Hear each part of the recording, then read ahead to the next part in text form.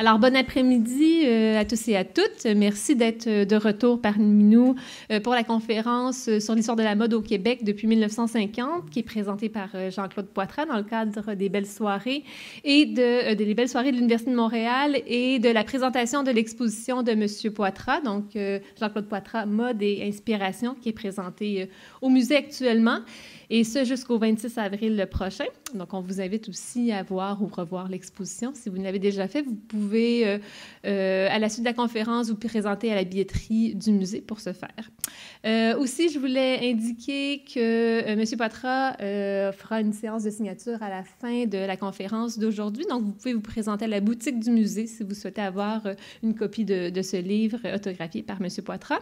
Et bien, je voulais remercier l'équipe des Belles Soirées et tout particulièrement Emmanuel, qui ne pouvait pas être avec nous aujourd'hui malheureusement, et bien sûr M. Poitras pour sa généreuse présentation de la semaine dernière et encore une fois d'être présent aujourd'hui avec nous.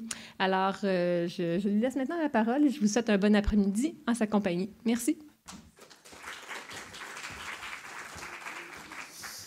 Merci beaucoup, mesdames et messieurs. Quel bonheur de se retrouver une semaine plus tard.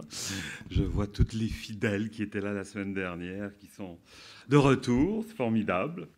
Alors, écoutez, je crois qu'on va reprendre notre beau voyage. Comme je ne sais pas si je l'avais dit la semaine dernière, mais vous savez, il y a un comédien français que j'ai beaucoup aimé, qui est Philippe Noiret, qui nous a quittés trop tôt, malheureusement, et qui avait eu cette phrase sublime un jour, qui était venu présenter son nouveau film à Montréal. Et en parlant de la vie à la radio, je l'ai entendu dire vous savez, le voyage est court, autant le faire en première classe. Alors, on dirait que c'est ça que j'ai tenté de faire toute ma vie. J'ai eu envie de vous faire un voyage en première classe. Alors, donc, on va continuer, toujours en première classe, j'espère bien. Alors, donc, effectivement, ce livre-là, Quand la vie défile, a été lancé il y a exactement un an. C'était un livre qui était pour moi comme un devoir de mémoire, à vrai dire. Il fallait absolument que je raconte notre belle histoire, trop méconnue. Et vous savez, il y a quelque chose qui m'a crevé le cœur au début de ce siècle. C'est vraiment la mort à quelques années d'intervalle de John Warden, de Léo Chevalier, d'Anita Pinault, Diana Monahan, qui sont à peu près tous et toutes partis dans l'indifférence la plus totale. Et moi, je ne pouvais pas supporter ça. C'était des gens qui avaient tellement compté, qui avaient fait notre histoire, des pionniers, des pionnières. Et il fallait finalement qu'on raconte notre belle histoire, parce qu'on en a une très, très belle histoire. Alors, la semaine dernière, on a débuté avec les années 50. Je voulais démontrer à quel point la mode est un fabuleux miroir de la société. Alors, on a fait les années 50, 60, 70, 80. Et après la folie des années 80, s'installe la sagesse, enfin, plus ou moins, des années 90. Alors, on va s'apercevoir que là, il y a un changement radical qui va s'opérer.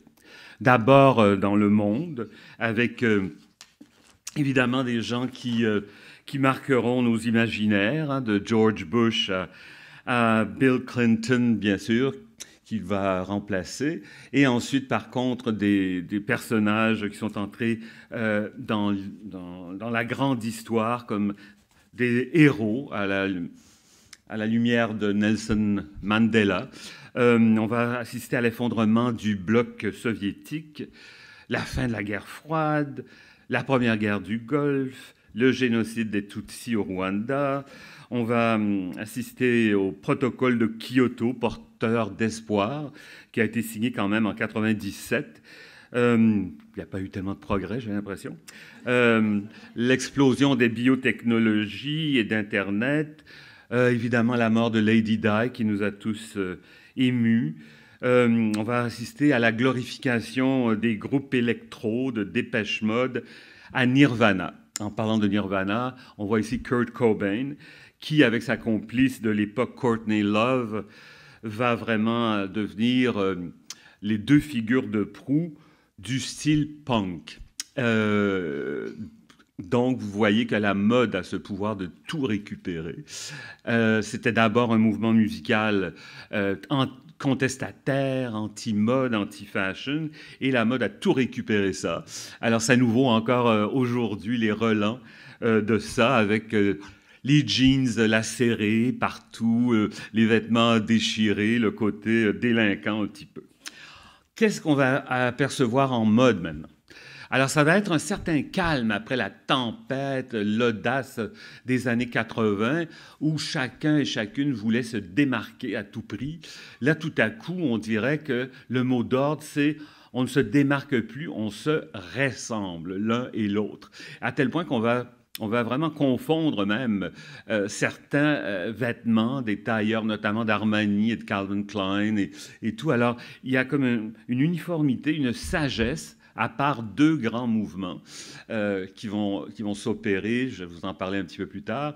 Donc, la révolte punk, donc deux mouvements anti-fashion ou anti-mode. Le punk, bien sûr, mais aussi le mouvement qui a été généré en Belgique. Et plus particulièrement de l'école flamande à Anvers. Alors, tout à coup, les Belges font leur marque, vous allez voir, et c'est particulièrement les Flamands. Alors, on va aussi assister malheureusement à l'assassinat de Gianni Versace devant sa maison de South Beach. Alors, ce sera l'apothéose, en quelque sorte, du less is more. On va avoir un couple absolument iconique, hein, Kate Moss et Johnny Depp à l'époque, qui sont ensemble et qui incarnent dans cette mouvance punk la beauté rebelle et androgyne de la génération X. On va avoir les premiers tatouages qui vont être ennoblis par la mode. Et puis, on va voir aussi à quel point des gens vont être marquants, comme Karl Lagerfeld. Lui, on pourrait le situer finalement à toutes les décennies. Hein. Je vous en ai parlé dans les années 60, lorsqu'il débarque à Paris et qu'il gagne ex aequo avec Yves Saint-Laurent un grand concours de design. Mais le voilà qui, après avoir fait renaître la griffe Chloé, avoir redonné ses lettres de noblesse à Chanel, à la fourrure évidemment chez Fendi, eh bien, il continue à vraiment faire des siennes et il devient ce personnage hors norme, hein, qui va vraiment marquer le monde de la mode jusqu'à, en fait, l'année dernière où il nous a quittés malheureusement. Alors, on va voir aussi un film qui n'est pas très bon entre vous et moi, qui s'appelait Ready to Wear, ou Prêt à porter, de Robert Altman, qui décrit cette mode-là des années 90 et aussi des années 80. Et on va s'apercevoir à quel point, par contre, ça devient un témoignage extraordinaire sur la réalité de ce que devient de plus en plus la mode. Vous savez, si vous étiez là la semaine dernière, je vous ai parlé des premières publicité lascive de Calvin Klein et tout ça avec la très très jeune de 14 ans, magnifique Brooke Shields, qui va vraiment commencer à jouer avec l'idée de la sexualité, l'hypersexualité. Ça date de ces années-là et les Américains en particulier vont en faire leur marque de commerce, cette idée de la publicité qui va finalement devenir provocatrice. Et à partir de ce moment-là, souvent, eh bien, la mode n'opère plus vraiment en mode séduction, mais en mode provocation. C'est pour ça que les stars des années 80, je vous parlais de Thierry Mugler, de Claude Montana et tout ça, deviennent des pop stars en quelque sorte. Et ils adorent l'idée de provoquer à tout prix. Et finalement, les directrices de magazines, directrices de mode en raffolent. Et pour faire parler de vous, pour être en première page d'un magazine, il faut pratiquement arriver avec des vêtements qui sont en mode provocation. Et puis, il y a un grand moment de télé, hein, qui s'installe avec Sex and the City, où Sarah Jean Parker vraiment va remettre dans le goût du jour les chaussures de Manolo Blahnik notamment, de Louboutin évidemment, mais de toute la mode en général.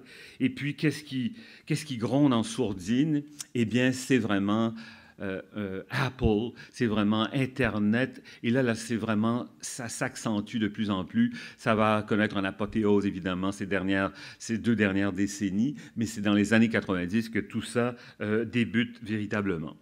Je vous parlais des Belges. Eh bien, l'anticonformisme belge, il s'exprime surtout avec le clan des Belges que j'ai appelé, donc 3 créateurs flamands. En fait, c'était un groupe de 6, mais il y en a eu 3 qui ont vraiment été absolument marquants. Martin Margiela, Dries Van Noten et Anne Demele-Mester, qui tous les 3 continuent à être omniprésents sur la scène de la mode.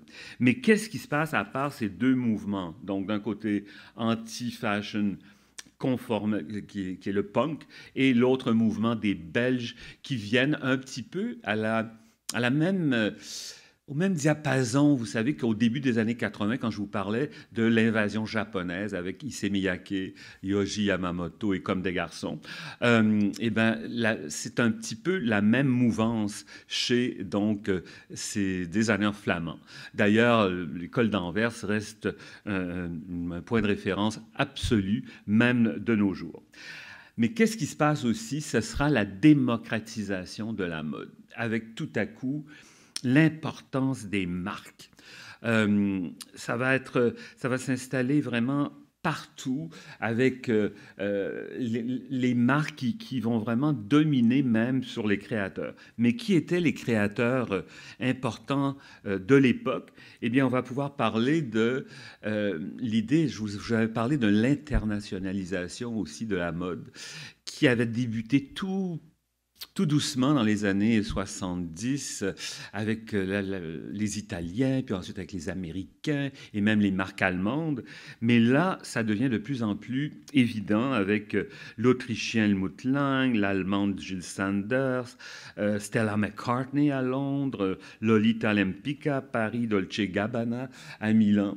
Alors donc, on voit certaines de ces stars et je pense que la reine du minimalisme à l'époque est vraiment Jill Sanders et Helmut Lang, l'Autrichien, qui vont faire des choses absolument formidables. Et aux États-Unis, Michael Kors. Alors on voit que ces capitales de la mode qui étaient inévitablement Paris d'abord et Londres et Milan et New York, eh bien on voit que ça se passe de plus en plus partout dans le monde et que les créateurs du monde entier viennent et vont de Londres à Paris, mais tout à coup, la Belgique est très importante, tout à coup, Tokyo est très, très importante comme ville aussi de mode.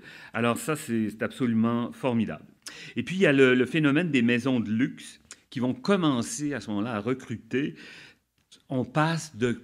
On a parlé des designers, ensuite des créateurs de mode, et là, ces créateurs de mode se transforment en directeurs artistiques.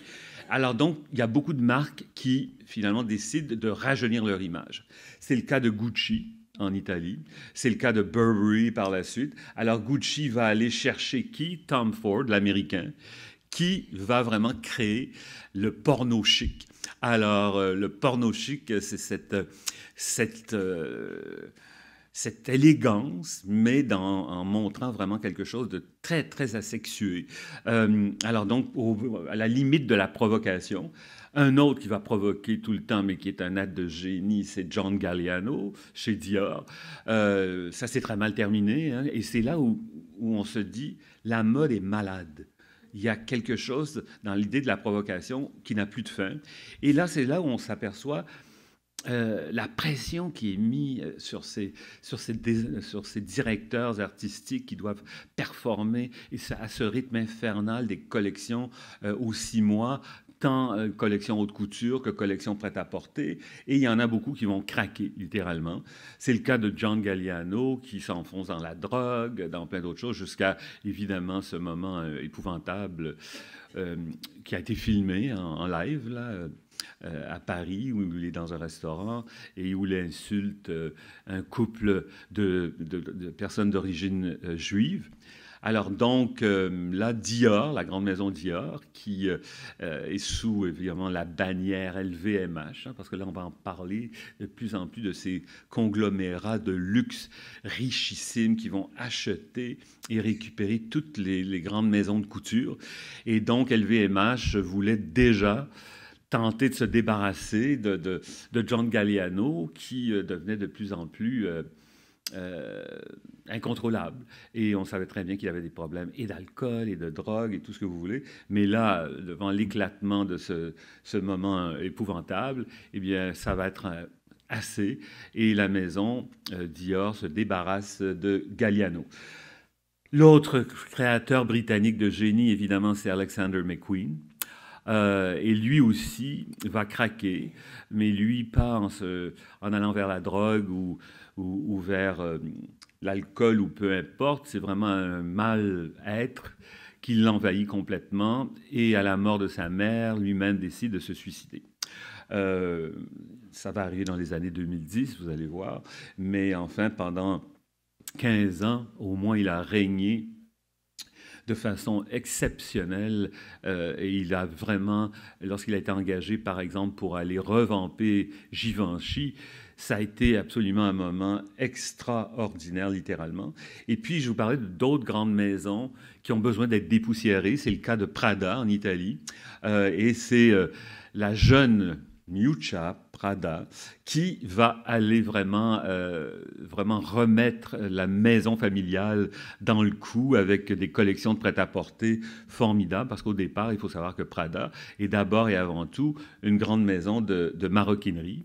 Et puis, il y a Marc Jacobs, qui va arriver et qui va révolutionner la maison Vuitton. Alors, donc, la maison Vuitton, c'était évidemment une grande maison de maroquinerie aussi. Mais là, tout à coup, le prêt-à-porter Louis Vuitton va faire parler de soi absolument partout sur la planète. Alors, je vous l'avais expliqué la dernière fois, cette conférence, elle s'adresse d'abord et avant tout à la mode québécoise. Mais pour comprendre ce qui se passait ici, la mode est ce langage international formidable. Alors, c'est pour ça qu'il y a toujours un passage à chaque décennie où on débute avec qu'est-ce qui se passait à l'international pour finalement en venir à qu'est-ce qui se passait au Québec pendant ce temps-là. Et comme la mode est indissociable de ce qui se passe dans la société, eh bien, il faut dire que dans les années 90, eh ben, on vit la crise d'Oka, on vit l'échec de l'accord du lac Meach, on va vivre l'entrée en vigueur de l'ALENA, la fondation du Bloc par Lucien Bouchard, on dirait qu'on l'a déjà oublié, l'élection de Jacques Parizeau, le non qui va l'emporter de justesse au second référendum en 1995. On va assister à la fondation de l'ADQ et Mario Dumont en devient le chef. Il y aura également la mort de Robert Bourassa en 1996, le déluge du Saguenay, la tempête de verglas de 1998, mais il y a aussi le 350e de Montréal et également l'inauguration du musée Pointe-à-Calière qui va marquer cette année le 350e de façon formidable. Et puis, il y a évidemment plein de chanteurs d'ici qui vont commencer à imposer leur marque, mais évidemment, celle qui brille par-dessus tout, c'est Céline Dion, avec son acolyte et gérant, et Marie aussi. Alors donc, c'est vraiment la culture québécoise qui se répand à travers le monde, petit à petit. Et à ce moment-là, on va vivre des très beaux moments. Vous savez, je vous ai parlé des années 50, 60, 70, 80, où finalement la mode d'ici est toujours en progression. Elle ne cesse de se renouveler. Bien sûr, c'est une industrie toujours fragile, sensible. On est toujours sur du sable mouvant lorsqu'on est dans la mode et tout. Mais jusqu'ici, ça se passait plutôt bien, dans le sens qu'on avait une industrie textile florissante. On avait, je vous l'ai expliqué, des fabricants absolument formidables, qui étaient peut-être un peu trop traditionnels, mais avec l'idée des collaborations avec les designers d'ici, tout à coup, les fabricants rivalisent d'originalité, d'audace. Donc, ça se passe vraiment bien. Et puis, il y a les créateurs, les couturiers indépendants aussi, qui trouvent leur place. Et il y a tout ce beau monde-là qui collabore de plus en plus avec aussi une industrie, je voulais parler textile, formidable, mais aussi l'industrie de la fourrure et tout. Et là, jusqu'au milieu des années 90 environ, ça se passe plutôt bien. On continue donc sur notre lancée. Et puis tout à coup, enfin, à partir de 1995, là, il y a des catastrophes qui vont vraiment ébranler le cœur même de la mode d'ici, et la mode va être vraiment en crise à partir du milieu des années 90. On va assister au tout début de la décennie à la création de la Fondation de mode de Montréal, donc qui va remettre pendant 30 ans quand même, parce que ça vient, on vient de nous l'annoncer, à l'automne 2018, que la Fondation de la mode de Montréal cessait toute activité. Et ça, c'était formidable pour notre relève. Les finissantes et les finissants en design de mode, par exemple, eh bien, souvent, ils étaient encouragés par des bourses d'études très importantes à aller se perfectionner, que ce soit à Parsons, à New York, St. Martin à Londres, à Paris, peu importe. Alors, donc, ça, c'était absolument formidable. Et là, donc, ça avait été fondé en 1990. Et là, ça vient malheureusement de se terminer. Qu'est-ce qu'il y a d'autre pour encourager la mode d'ici qui se passe? Eh bien, il y a le fabuleux gala de la Griffe d'Or, qui est un gala qui va durer 10 ans et qui va être télévisé en live à TVA à partir de 91. Et puis, il y a l'émission Perfecto. C'est la première émission de télé québécoise entièrement consacrée à la mode et animée par Stéphane Leduc, qui est encore tellement omniprésent de nos jours, tant mieux. Et tout ça voit le jour en 92 et c'est diffusé sur les ondes de Musique Plus. Ça devient une référence absolue. Il y a également quelque chose de très encourageant qui se passe. C'est l'École supérieure de mode de l'UQAM qui voit le jour aussi au milieu des années 90. Et puis il y a le premier magasin, Les Ailes de la mode, qui ouvre en grande pompe en 1993, d'abord à Brossard, souvenez-vous, et puis ensuite à Sainte-Foy, ensuite à Laval, il y en aura même à Ottawa. Et puis là, il y a le grand tournant de la maison Simons aussi, qui décide de sortir de Québec, d'aller ouvrir un magasin Simons à Sherbrooke, un autre à Montréal, avec un succès absolument incroyable. Mais en même temps, il y a cette espèce de truc, cette ambivalence des années 90 où il y a tout ça qui naît en début de décennie. Et puis, dès le milieu de la décennie, eh bien, on assiste à les fermetures ou les faillites d'institutions comme le magnifique magasin Marshall sur la rue Sainte-Catherine, la faillite de Gold & Son, souvenez-vous de ces détaillants de Montréal fabuleux, de Continental Garment, même le bas de gamme avec Au Coton, mais surtout, les faillites de deux grands magasins dans ces années 90, Simpson et surtout, Eaton. Alors donc, qu'est-ce qu'on va vivre? On va voir les premières fermetures de fabricants, d'usines, parce que tout à coup, on est à la recherche du plus bas prix. Alors, on va tenter d'aller produire en Asie pour que ça coûte moins cher. Et on assiste à l'hécatombe, littéralement, de notre industrie textile qui prend des allures de dinosaure, à vrai dire. Moi, je l'ai vécu personnellement parce qu'il y avait une industrie textile extrêmement dynamique ici, mais qui vraiment s'est orientée dans les tissus vraiment très, très, très basique, ordinaire. Si on cherchait du beau coton, par exemple, pour des draps, on en trouvait ici sans problème. Si on voulait une qualité de base de laine, mais sans vraiment originalité, on le trouvait aussi. Et ce que je déplorais, c'est que j'étais toujours obligé d'aller dans les salons, surtout en Italie, mais également en Allemagne et aussi beaucoup à Paris, pour aller chercher des tissus qui se voulaient beaucoup plus originaux. Et si vous allez voir mon exposition, ou si vous l'avez vue, eh ben, c'est fou, mais j'ai jamais réussi à utiliser des tissus d'ici. Et ça me désespérait.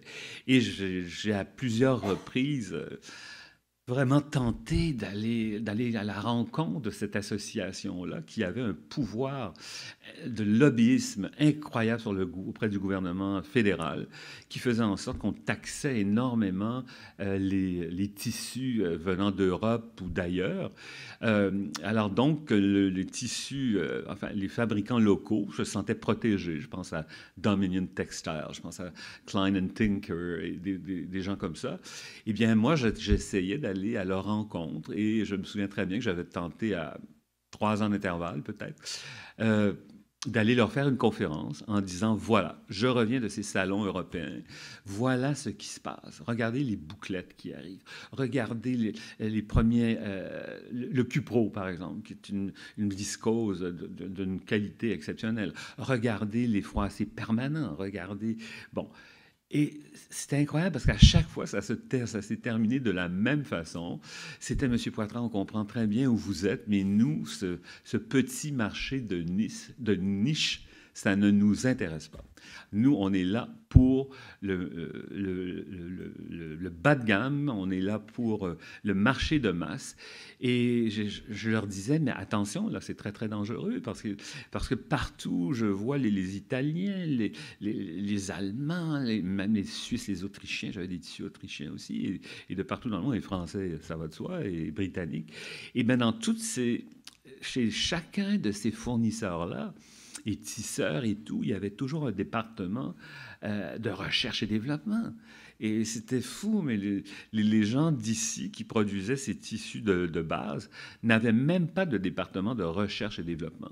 Alors, je me disais, attention, on ne peut pas continuellement, comme ça, en mode, s'asseoir sur une base pareille. Et regardez, ils sont tous disparus aujourd'hui.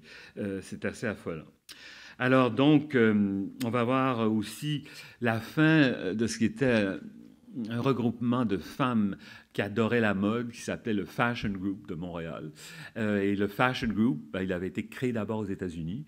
Il y avait le Fashion Group à Chicago, à New York, un peu partout, à Toronto, bien sûr, et à Montréal.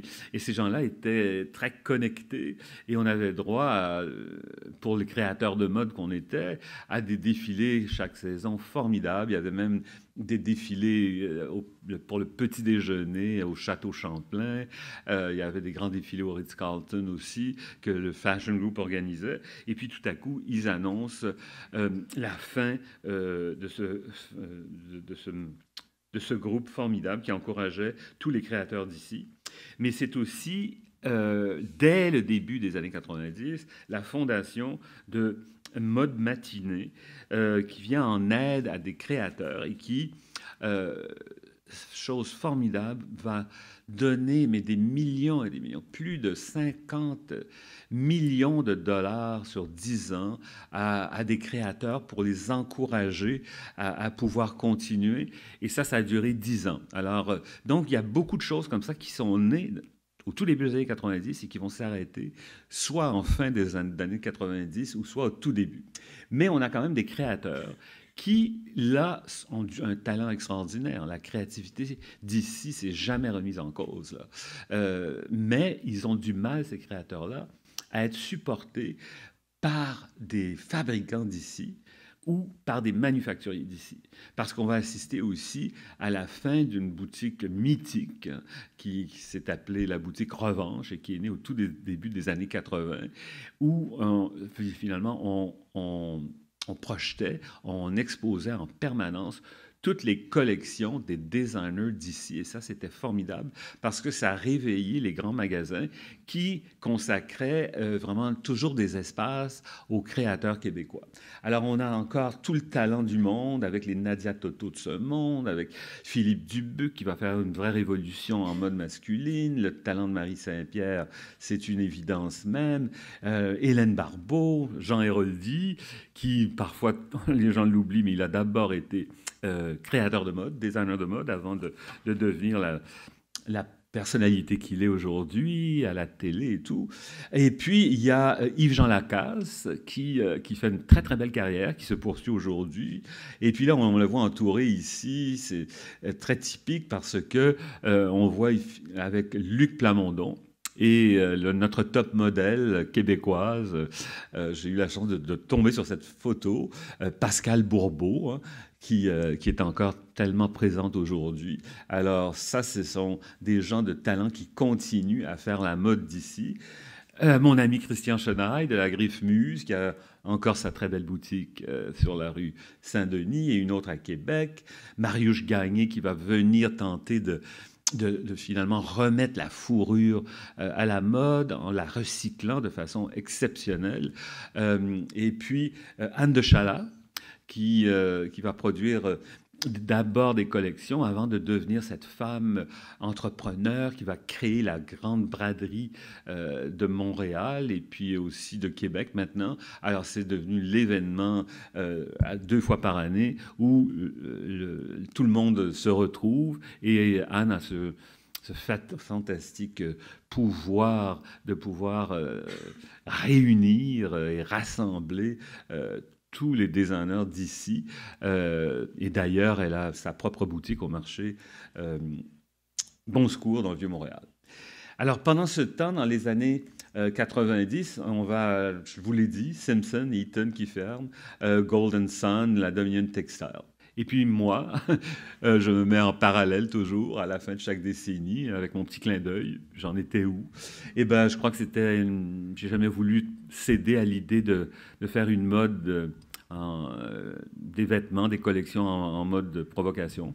J'ai toujours voulu être en mode de séduction. Et ce sont des années, selon moi, où j'avais trouvé un très bel équilibre entre mon côté masculin-féminin de mes premières collections, et puis tout à coup, cette espèce de grâce, de fluidité, d'harmonie avec le côté intemporel de ma mode.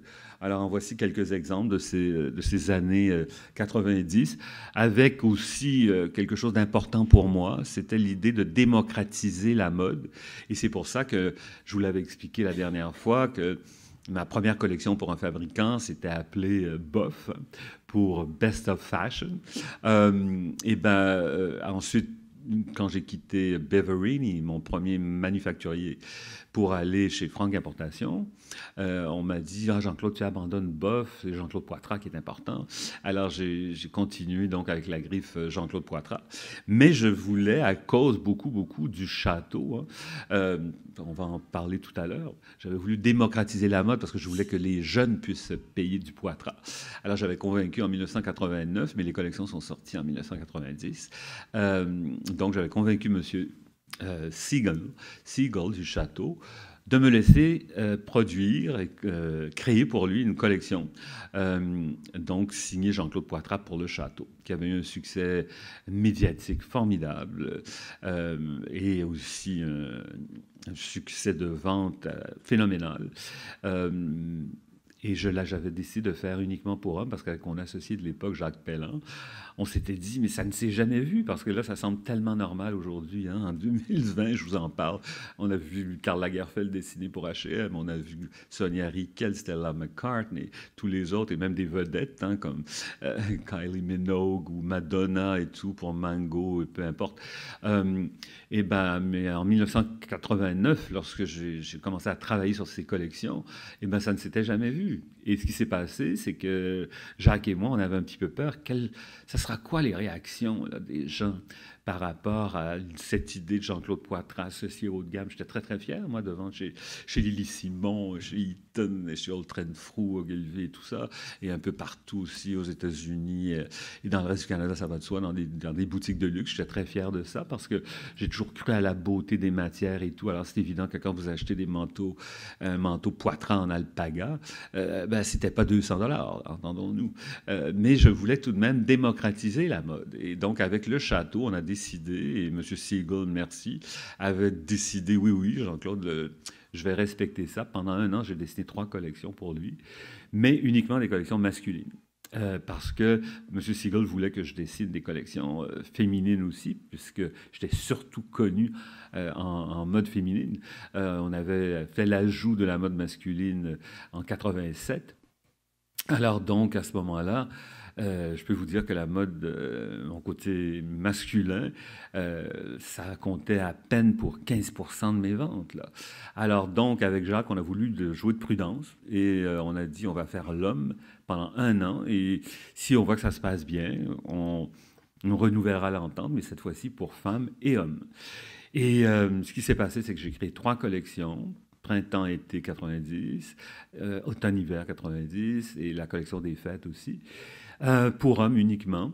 Et là, ben, on a vu qu'il y avait un tel snobisme encore dans la mode que plusieurs magasins haut de gamme ou boutiques se sont ligués un peu pour faire des pressions auprès de mes agents à Montréal, Toronto, même à Vancouver et même à New York, parce que le château avait beaucoup de magasins à ce moment-là aux États-Unis, en disant, ben, si le nom de Jean-Claude est encore associé au château, ben, il est tout à fait possible que nous, on arrête de vendre ces collections. Alors, c'est l'unique raison pour laquelle je n'ai pas renouvelé cette entente avec le château, parce qu'on s'est dit, bon, ben, il faut savoir d'où l'on vient. Et moi, je venais plutôt du haut de gamme et tout. Mais ça m'avait laissé ce goût, parce que j'avais vu à ce moment-là tous ces jeunes dans les rues de Toronto, de Montréal, de partout, porter ces vêtements-là. Et je trouvais ça formidable. Et c'est pour ça que, vous l'avez vu précédemment, j'ai relancé la collection Boff.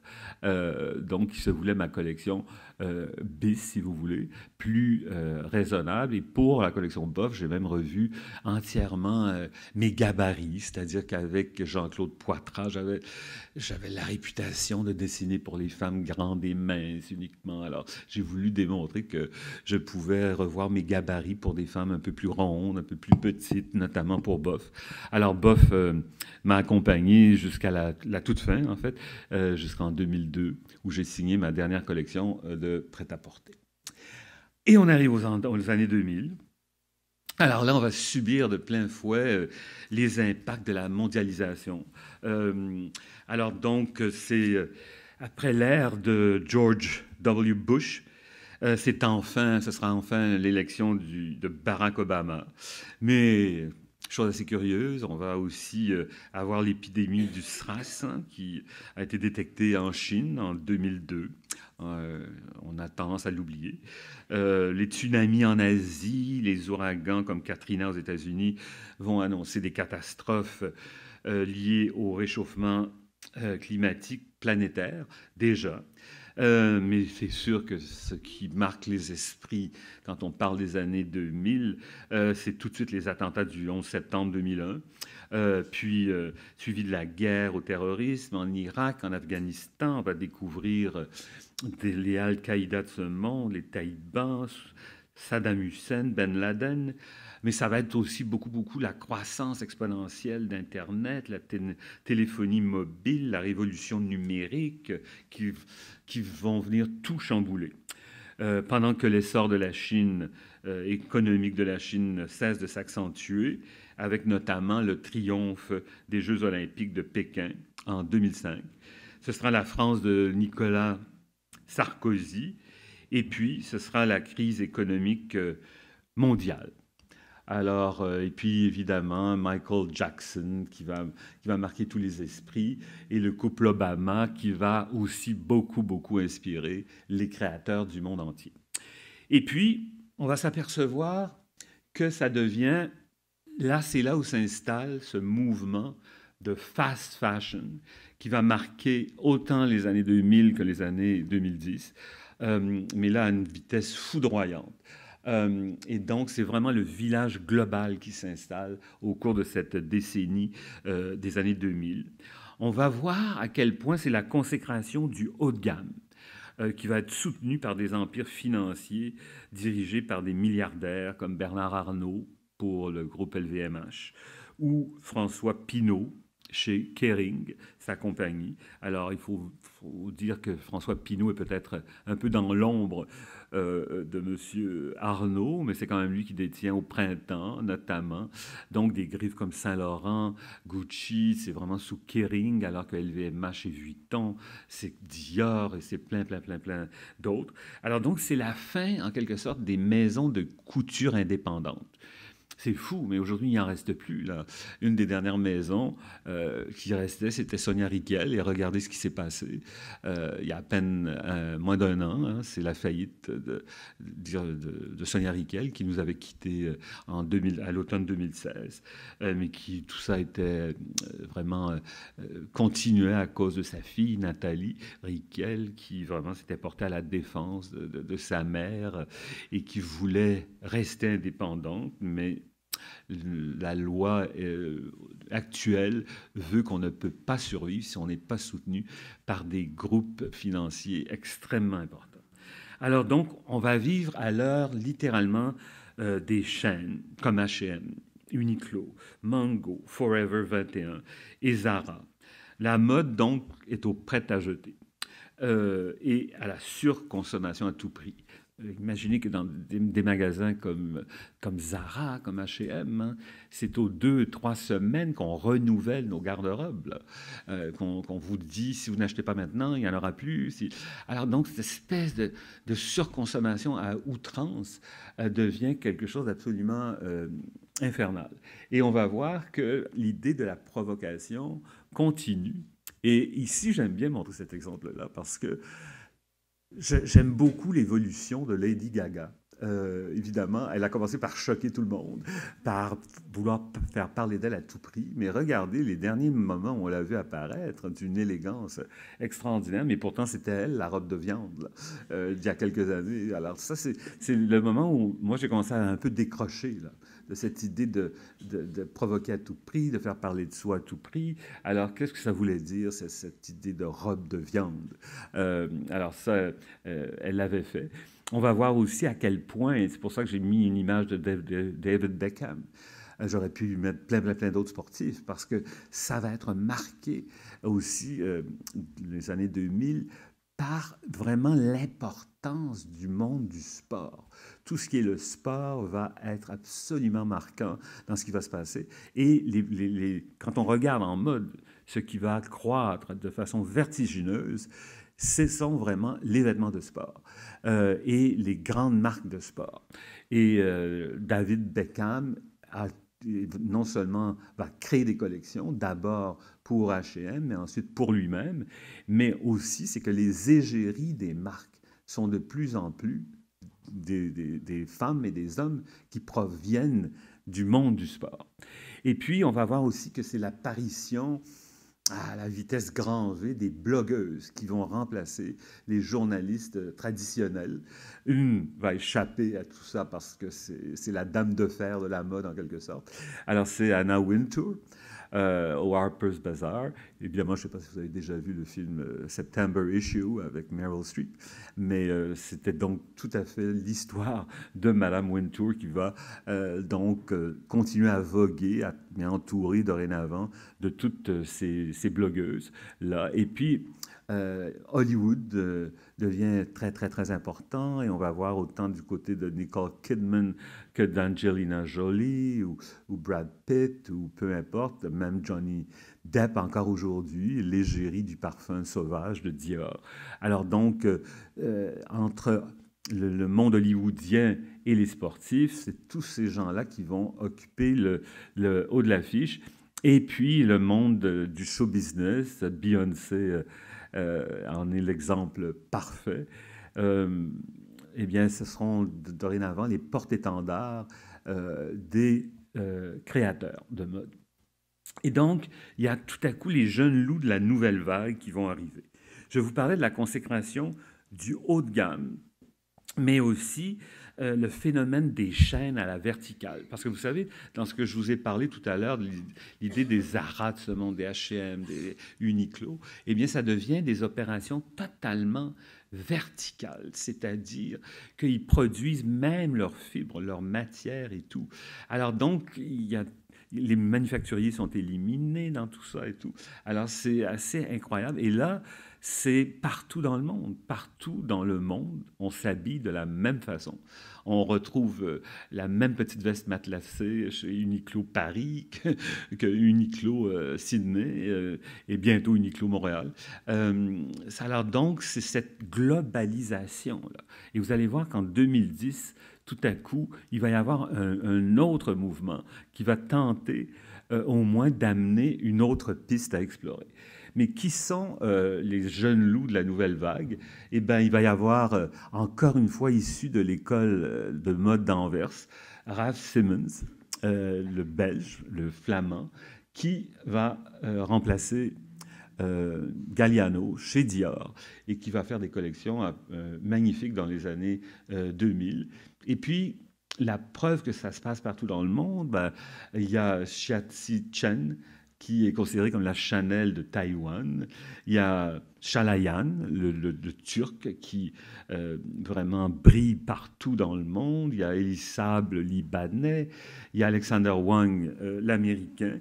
Et donc, on va assister au phénomène des collections capsules signées par des stars ou des créateurs, un peu comme j'avais tenté de le faire en 90 avec le château. Là, ce sera vraiment à répétition, et ça continue d'ailleurs de plus belle aujourd'hui, les collaborations avec notamment H&M et Mango et tout. Alors, on va assister à l'apogée de ce qu'on va appeler le geek chic et aussi ce que j'appelle le clinquant. Bling bling, on va s'apercevoir à quel point ça devient très très important. Là, tout à coup, va naître le préfixe hit. On va assister donc, c'est l'entrée en scène des hit bags, des hit shoes. C'est donc la victoire de l'éphémère, en quelque sorte, que moi j'appelle souvent le prêt-à-jeter. On va voir à quel point les blogueuses pullulent, mais on va voir déambuler aussi une nouvelle race de monde, les bobos, hein, les bourgeois bohèmes, des épicuriens dignes représentants de la gauche caviar, je dirais. On va voir les paparazzis partout, les modeux, les modeuses, les fashionistas. Et puis, on va avoir des grandes marques de sport, comme je vous disais, qui auparavant créaient des vêtements strictement pour les sportifs, très ciblés et tout.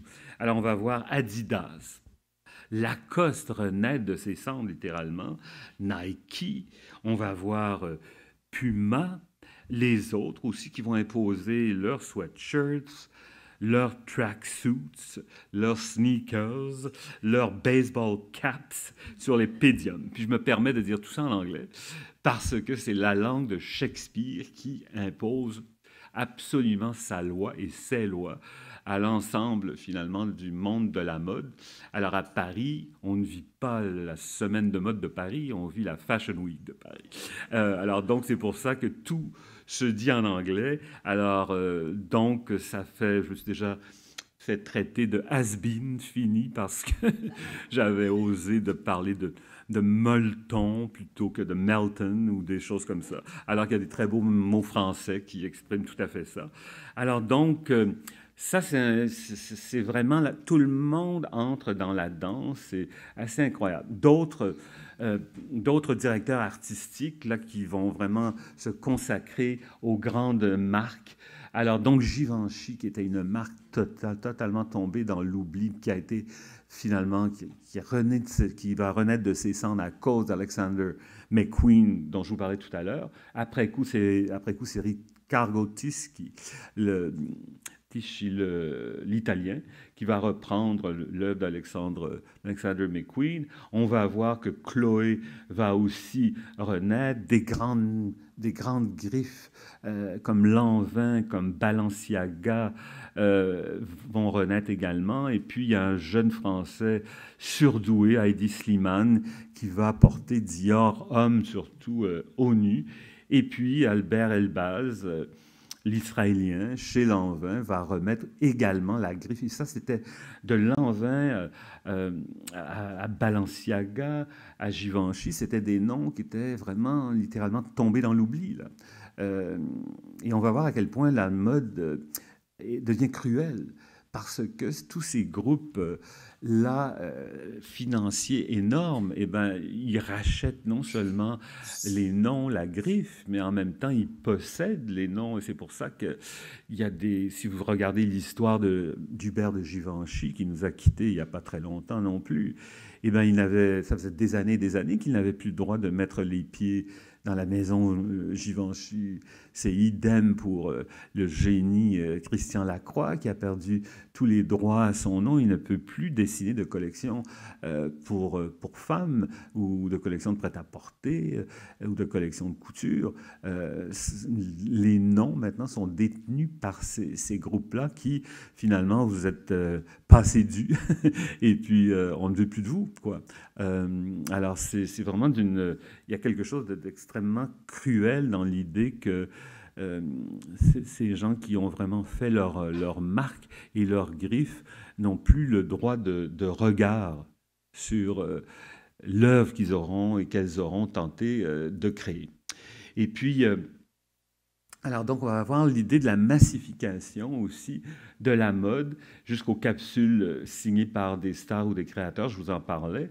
Ça va, non seulement ça va aux chanteuses de Kylie Minogue à Madonna, mais il y a Scarlett Johansson, évidemment la comédienne aussi, l'actrice qui va faire des collections, et même ici, le phénomène va s'emparer des gens finalement, parce que Reitmans va faire beaucoup, notamment de collections avec tantôt des célébrités, ou alors avec des designers d'ici, Roberto Cavalli, Sonia Rykiel, Karl Lagerfeld, tous pour H&M.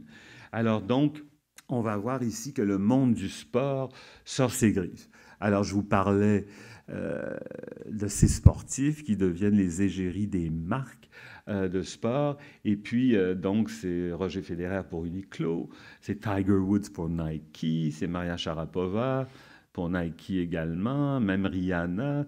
Et regardez David Beckham jusqu'à Zinedine Zidane pour Adidas. Alors, je me demande qu'est-ce qui se profile à l'horizon pour notre Laurent Duvernay-Tardif. Je lui souhaite toute la chance du monde, mais je pense qu'il n'y a pas besoin qu'on lui souhaite la chance. Hein. Je pense qu'il a fait sa chance et puis il mérite tout ce qui se passe pour lui, tant mieux. Alors donc, on va assister à la révolution numérique, l'envolée des réseaux sociaux, la croissance fulgurante des ventes en ligne. Et puis au Québec, pendant ce temps, en 2000, j'ai oublié de vous parler des nouvelles égéries et les top modèles. C'est tellement fascinant parce que si vous étiez là la semaine dernière, vous avez vu à quel point chaque décennie est marquée par une nouvelle façon de voir la beauté. Quand on est arrivé dans les années 60 avec Twiggy, la brindille, Penelope Petrie, tous les mannequins qui étaient dans le coup à l'époque étaient vraiment des mannequins britanniques. Hein. C'était cette beauté de la grâce, évidemment, mais tout à coup, c'était plus les rondeurs des années 50, pas du tout. Idem après coup, quand les premières beautés noires sont apparues dans les années 90, les Claudia Schiffer de ce monde et les Naomi Campbell et tout, qui sont toujours là. C'est ça qui est absolument formidable. Et là, tout à coup, quand on parlait de l'internationalisation, eh bien, les top modèles, elles arrivent de partout. Hein. Du Brésil, avec Gisèle Bündchen, Natalia Vodianova, la russe, Adriana Lima, également brésilienne. Et puis, là, il va y avoir des drôles de phénomènes qui vont apparaître chez les mannequins. Alors, donc, je vous parle d'Andrzej Pejic, mais lui, c'est un visionnaire, ou elle, on ne sait plus, parce que ça va être un des premiers mannequins à défiler autant pour hommes que pour femmes. Alors, donc, c'est le premier mannequin androgyne, et on sait qu'aujourd'hui, eh bien, c'est le non-genré, il y a de plus en plus de collections non-genrées et tout. Mais au début, j'avoue que ça étonne. Et puis, il y a Orlan, la française, qui, elle, va filmer ses chirurgies. Alors, donc, elle n'arrête pas de se faire opérer pour changer telle chose, Elle va finalement devenir une véritable... Elle est toute voile dehors, là. Et puis, elle va adorer filmer ses chirurgies, ses transformations. Et puis, elle va défiler comme ça, et elle est méconnaissable d'une fois à l'autre. Et puis, il y a cette histoire de Rick Genet, notre zombie boy de Montréal. Évidemment, quand on quand on regarde cette histoire tragique quand même, hein, parce que Rick Genet commence comme finalement dans la rue littéralement, et puis pour se faire remarquer, il se fait tatouer des pieds à la tête complètement, et puis lors d'un petit... quelqu'un le filme quelque part, met ça sur YouTube, et puis qu'est-ce qui se passe? Eh bien, on a voulu relancer une marque totalement désuète, tombée dans l'oubli, Thierry Mugler, dans les années 2000. Parce qu'il faut dire que Thierry Mugler, c'est le parfum qui tenait la marque. Hein. Mais Thierry Mugler ne dessinait plus de collection depuis un bon moment. Il avait eu beaucoup de mal à se retrouver, à se renouveler après avoir été si marquant dans les années 80. Alors, il a heureusement... s'est dirigé, et puis on l'a vu dans cette magnifique exposition au Musée des Beaux-Arts, et il a opté pour littéralement le costume. Alors donc, il a fait beaucoup de costumes pour de grands spectacles et tout, heureusement. Mais en fait, il n'y avait plus, le prêt-à-porter Thierry Mugler n'existait plus. Et Nicola Formichetti, qui est un Italo-japonais, qui était directeur de la marque Uniqlo, mais qui était aussi le styliste de Lady Gaga. C'est lui qui avait conçu la robe de viande de Lady Gaga, d'ailleurs.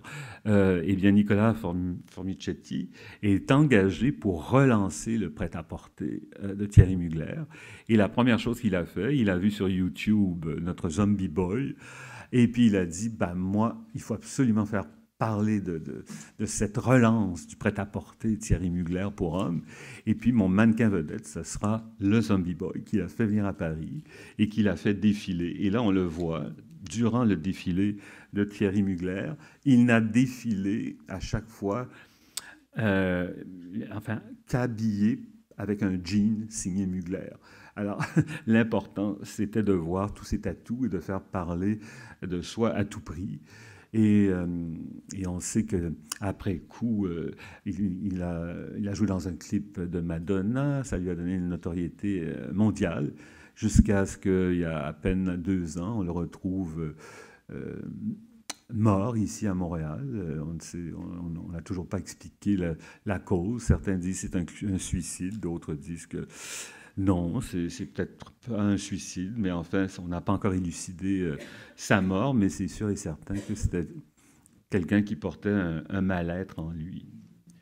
Et puis là, souvenez-vous, pour celles qui étaient là, en 1950, ce que je vous avais montré, eh bien, il y a ici, on avait réuni ce qu'on considérait la quinzaine peut-être de mannequins les plus importantes de la planète mode, et avec les 15 créateurs ou créatrices que l'éditrice de Vogue à ce moment-là considérait. Alors, on remarque ce qui s'est passé, c'est que tous ces mannequins-là, elles sont ou américaines ou françaises.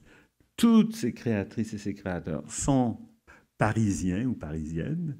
Alors donc là, on reconnaît le look de Dior, le look de Balenciaga, de Chanel, de Schiaparelli. Bon, alors, et on voit à quel point chaque mannequin a sa personnalité.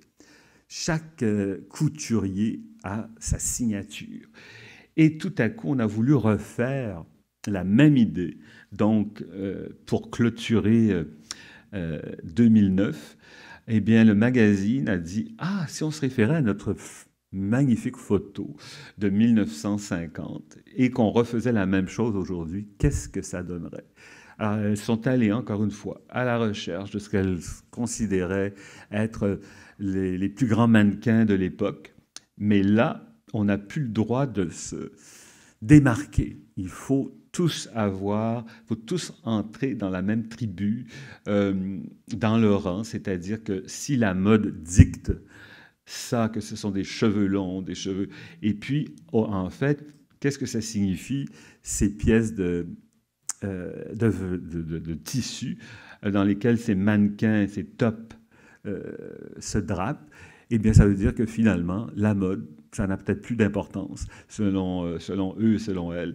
Et puis finalement, elles se ressemblent toutes le même maquillage, la même coiffure et tout. Alors, c'est intéressant de réfléchir à ça. Qu'est-ce qui s'est passé en 50 ans?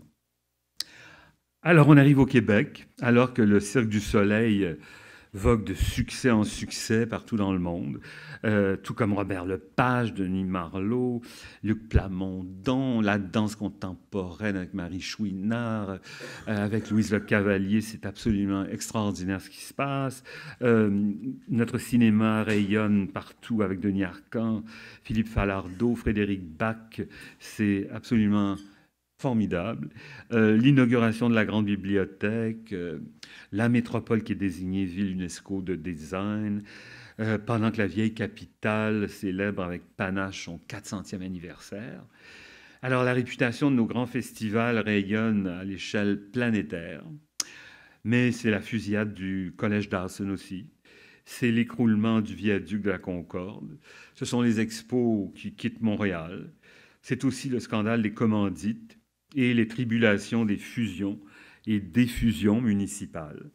Et Jean Charest est élu premier ministre du Québec, pendant que Xavier Dolan, finalement, nous éblouit et que des...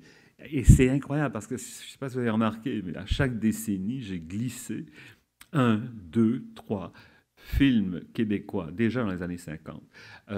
Alors donc, c'est incroyable la vitalité de notre cinéma. Et ça, c'est formidable parce qu'on s'est trouvé vraiment une identité. On l'a trouvé en danse contemporaine. On l'a trouvé de plus en plus en musique à tous les points de vue, que ce soit à travers la musique classique, mais il y a une musique typique de Montréal. Je vous parlais des personnages si importants de Leonard Cohen, à aujourd'hui Patrick Watson notamment, Rufus Wainwright et tout. Alors, c'est vraiment important. On a vraiment une marque extrêmement importante. Alors donc, on va voir ici les tribulations de la mode, parce que je vous avais dit l'effondrement à la fin des années 90, et tout ça, ça commence pas très bien au début du siècle. Ça continue à être extrêmement difficile, parce que nos créateurs, avec toute la créativité qu'ils ont, eh bien, ils deviennent souvent des artisans qui se réfugient dans leur atelier boutique en espérant que la clientèle va leur rester fidèle. On voit de moins en moins les créateurs d'ici dans les grands magasins. Beaucoup ce qui se passe dans ces années-là. Moi, je me souviens, on me demandait, mais Jean-Claude, on trouve où les créateurs d'ici? On les trouve où? Ben, allez dans le Myland, allez là, mais c'était pas comme c'était, là. Je veux dire, moi, je me souviens que même Oltrenfroy avait sa section de créateurs québécois. C'était la même chose avec la Baie, c'était la même chose avec Eaton et tout, et avec évidemment beaucoup de boutiques qui représentaient la mode d'ici.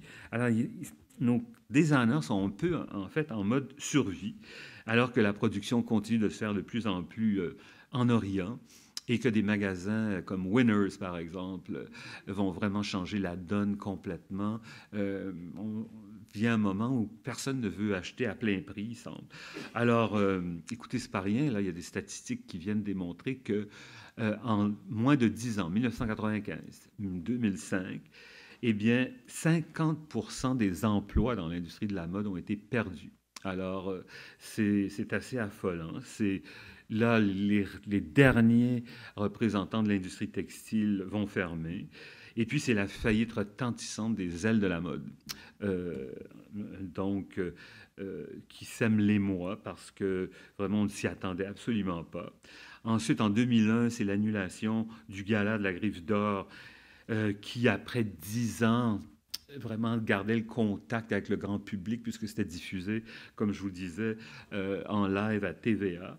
Alors donc, ce sera aussi l'abolition en 2003 de la Fondation Mode Matinée, qui avait déboursé, comme je l'ai dit tout à l'heure, plus de 50 millions de dollars à nos designers. Et puis, il ne faut pas oublier le scandale de Montréal Mode, qui se voulait un peu notre LVMH à nous, et qui a englouti 30 millions de dollars en moins de 2 ans d'existence, et qui a fait reculer la mode d'ici de 25 ans minimum. Quel homme d'affaires ou femme d'affaires voulait investir après dans la mode? Ça, c'était absolument scandaleux, il ne faut jamais l'oublier. Mais il y a des créateurs absolument formidables. Andy Tehan, Denis Gagnon, Mélissa Neptune, qui a été une stagiaire chez moi, d'ailleurs, elle a bien tourné. Ensuite, Radourani, qui vraiment arrive avec ses vêtements unisexes précédant la vague. Et puis le couple, Daniel Martin et Pao Lim, donc Martin Lim, qui ont un talent exceptionnel, et Iso, un styliste vraiment de génie. Et puis, de grands noms comme Ying Gao, dont je souligne l'extraordinaire talent. Et Ying fait des vêtements totalement comme des œuvres d'art. D'ailleurs, ces vêtements sont exposés en ce moment dans une très belle exposition en Suisse, mais partout à travers le monde, dans des musées. Alors, des vêtements qui donnent dans l'expérimentation totale, où on y glisse de la lumière, des fibres qui vraiment révolutionne la mode. Alors donc, c'est l'aspect artistique de la mode qu'elle exprime, Ying, comme quelques autres d'ailleurs. Ève Gravel, qui, elle, a décidé de faire une collection tout à fait accessible, hein, prête à porter, de très bon goût, mais pour toutes les femmes qui vont travailler tous les jours et tout, alors que d'autres, comme Elmer Joseph, que j'adore, l'haïtien, qui est vraiment notre digne représentant de la haute couture. Encore une fois, il a étudié d'abord à Paris, avant de revenir ici s'établir. Le duo formidable de Tavan et Mito, qui faisaient jusqu'à tout récemment, ils viennent de renoncer malheureusement, ils viennent de fermer leur boutique sur la rue Saint-Laurent, mais qui faisaient la grande école européenne de la mode et du tailleur impeccable dans des matières fabuleuses. Et puis Marissa Minicucci, hein, MC Amo, qui continue, mais sous une marque à dessiner. Et puis, des marques aussi de Montréal porteuses d'une véritable signature et qui, contre vents et marées, vont continuer et vont faire en sorte que la décennie va beaucoup mieux se terminer qu'elle a commencé. Alors, on recommence à reprendre espoir à la fin des années 2000 avec des marques qui fonctionnent de façon formidable, comme Macage dans les manteaux, M0851, une référence absolue, Lolé dans son style, dans son genre, Rudsac aussi, qui continue son beau message. Et puis moi, pendant ce temps-là, bien... ce sont les dernières collections. Et c'est ça que l'exposition ici montre. Mes 30 années ininterrompues de collection de prêt-à-porter. 1972, 2002, après 30 ans ininterrompus. Là, Jean-Paul Gaultier vient de nous annoncer que lui, après 40 ans, je crois, il quittait la mode pour aller faire autre chose. Et bien, moi, c'est après 30 ans. Parce que je ne voulais pas vivre cette époque de prêt-à-jeter, comme je l'ai dit tout à l'heure. J'ai commencé à me remettre beaucoup en question au milieu des années 95. J'étais plus bien j'avais ce malaise de dire qu'on n'avait plus... Je crois que le coup de grâce a été lorsque les acheteuses de Winners sont arrivées après la faillite d'Eaton. Et qu'ils ont dit « Ah, vous vouliez jamais nous vendre et tout ça, mais là, peut-être que vous avez beaucoup d'inventaire. » Alors donc, moi, j'avais dit à mon partenaire d'alors, mon associé Jacques Pellan, j'avais dit « Ben Jacques, il faut les voir, parce que c'est vrai qu'on a beaucoup d'inventaire, et puis on a toujours refusé de les laisser venir dans notre showroom. » Là, elles sont venues, et ça a été très cruel. J'avais peut-être un entrepôt de la grandeur de cette pièce.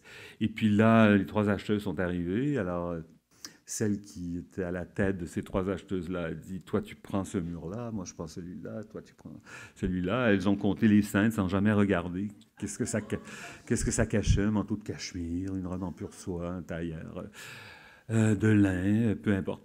Et puis elles sont arrivées et puis elles ont dit « Ah, ben écoutez, là, vous avez exactement 3 842 cintres. Alors, on vous donne $10 du cintre. » Alors là, je me suis dit, aïe, aïe, aïe, c'est pas ça que je pouvais envisager, là. Et puis, évidemment, on a refusé de leur vendre. On voulait en faire profiter, au contraire, de nos clients, en disant, ben, on va liquider ça à très, très bon prix. Venez chacun ou chacune à la suite de l'autre. Mais ça a été un grand, grand questionnement. Ça a été déjà que je me questionnais un peu beaucoup. Et je crois que je voulais vraiment aussi aller dire autre chose. Ce rythme infernal, vous savez, de la mode littéralement aux 6 mois. J'étais pris dans le côté fonctionnariat de la mode, là, où je devais absolument produire des collections, des collections, des collections. Et puis, laissez-moi respirer, et puis laissez-moi dire autre chose. Et pour moi, qui aimait beaucoup l'idée du design en général. J'étais d'ailleurs, il ne faut pas oublier qu'après mes études en design de mode, je suis allé étudier quand même en design graphique à l'école, au studio Salette de Montréal, qui existe toujours. Et puis, je voulais toucher à autre chose. Et c'est pour ça que j'avais ouvert en 96 une boutique avec mon ex-conjointe Colette sur la rue Crescent, qui s'appelait Duo sur canapé, où j'ai voulu commencer à expérimenter sur de la vaisselle, sur le monde intérieur et tout ça. Alors donc, j'ai décidé en 2002 de commencer à m'ouvrir à d'autres horizons. Ça n'a pas été évident de se réinventer comme ça. L'étiquette designer de mode m'a toujours collé à la peau, mais j'ai fait aussi ma marque, je pense, ailleurs, et j'en suis très, très conscient, parce que moi, je parlais de multidisciplinarité, de pluridisciplinarité, de transversalité. Je voulais décloisonner les disciplines du design et de la mode et tout. Et aujourd'hui, on ne parle plus que de ça.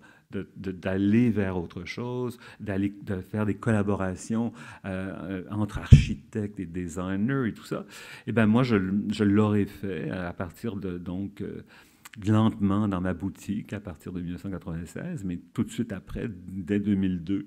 Alors donc, je suis allé, j'avais habillé les hommes, les femmes, il me restait à habiller les maisons. Et si vous voulez bien, on va prendre une petite pause. On a débordé. Et puis, on va terminer avec ces fameuses années 2010. Alors, je vous réserve des surprises pour celle-là. Eh bien, j'ai l'impression que c'est bon signe. J'ai l'impression que vous êtes toutes revenues et tous revenus. Alors, si vous voulez bien, on va terminer cette conférence en 2 parties. Avec la dernière décennie, celle qui nous concerne tellement. Quand j'ai fait cette conférence, je dois dire que, aïe, aïe, aïe, je me suis dit que le temps file, c'est pas possible. Alors, c'est déchirant, mais quelle décennie en même temps passionnante, parce que vraiment, je suis convaincu que autant j'ai, pendant un peu plus de 10 ans, j'étais très pessimiste par rapport à ce qui nous attendait. Autant je dois dire que je suis vraiment beaucoup, beaucoup, beaucoup plus optimiste pour ce qui s'en vient. Parce qu'il y a des gestes qui ont été posés formidables depuis 10 ans, qui fait en sorte que notre mode, eh bien, le pire est derrière, j'en suis persuadé. Mais on va toujours commencer par l'idée de ce qui se passait à l'international, de ce qui s'est passé au cours des dernières 10 années, avec évidemment l'horreur qui continue avec les attaques terroristes aux 4 coins de la planète, l'horrible guerre en Syrie qui n'en finit plus, la crise des migrants, le Brexit, l'élection de Trump, une autre catastrophe. Mais c'est la France d'Emmanuel Macron, c'est la Chine qui est confirmée dans son rôle de superpuissance, c'est la crise des gilets jaunes en France, et c'est beaucoup, beaucoup, beaucoup les nouveaux médias, les réseaux sociaux, les fake news qui changent tout. Et puis en 2017, le mouvement MeToo qui est lancé avec les conséquences que l'on sait. Alors, qu'est-ce qui se passe, à vrai dire, dans la mode? Eh bien, il y a toujours ces 2 pôles. D'un côté, on va voir que la globalisation continue. on s'habille un peu partout de la même façon sur la planète, mais il y a tout à coup le mot glocal qui nous arrive, hein, la glocalisation, à l'opposé de la globalisation qui nous impose sa façon de voir les choses de façon unique partout dans le monde, alors que la glocalisation, c'est plutôt le mouvement glocal, c'est-à-dire ça commence localement et là, on s'inspire de nos racines. Je pourrais vous faire toute une conférence sur le glocal, parce que ça m'habite littéralement. Et donc, l'idée du glocal, c'est vraiment de s'inspirer de ses traditions, de sa culture et tout, et l'amener à faire rayonner tout ça pour, finalement, qu'on se rende compte de la richesse de notre culture. Et ça, c'est partout dans le monde. Ça peut être en Finlande comme en Norvège, ça peut être au Sénégal comme en Colombie, en Argentine, peu importe. Alors, l'idée du mouvement local, et puis ensuite de ça, faire rayonner à l'international. Et ça, c'est un magnifique défi. Et je crois que le Québec, là-dessus, se positionne finalement en leadership, tant dans l'hôtellerie que dans la gastronomie. Qui l'eût cru la poutine au foie gras, qui l'eût cru le retour en grâce des barbiers, des salons de barbiers, des cabanes à sucre. Hein, c'est tellement dépassé et tout. Et regardez ce qui se passe, il n'y a pas un grand chef qui n'a pas sa cabane à sucre maintenant. Et puis, alors il y a plein d'éléments comme ça. Et dans la mode, ça se passe véritablement. Alors évidemment, il y aura toujours ce côté provocation qui, surtout du côté des publicitaires. Souvenez-vous, au début de la décennie, de ces publicités Benetton, hein, qui n'en finissaient plus d'être plus choquantes les unes que les autres. Et puis, le suicide d'Alexander McQueen, je vous en parlais tout à l'heure. Les décès de Sonia Rykiel et de Karl Lagerfeld aussi. Et puis, tout à coup, ce designer géorgien chez Balenciaga qui finalement fait des pures merveilles. Et puis, des blogueuses, des personnages qui font parler d'elle et parler d'eux à tout prix. Les Kanye West et Kim Kardashian notamment, mais plein d'autres, jusqu'à notre Céline Dion maintenant, qui est devenue évidemment une fashionista dont on ne peut se passer et qui finalement suit aveuglément parfois toutes les collections, les défilés haute couture et tout, et qui vraiment porte une véritable signature. Et puis, c'est l'invasion hipster. Alors ça, évidemment, c'est toujours en général les femmes qui occupent le haut du pavé en mode et tout, mais avec les hipsters, les garçons entrent dans la danse avec leur barbe parfaitement taillée, leur chemise à carreaux, leurs bretelles et tout le reste. Et puis, on va voir c'est qui la nouvelle vague, les marques qui vont vraiment être déterminantes au monde entier. Prenez note de ces marques, puis allez voir sur Google tout ce qui se passe.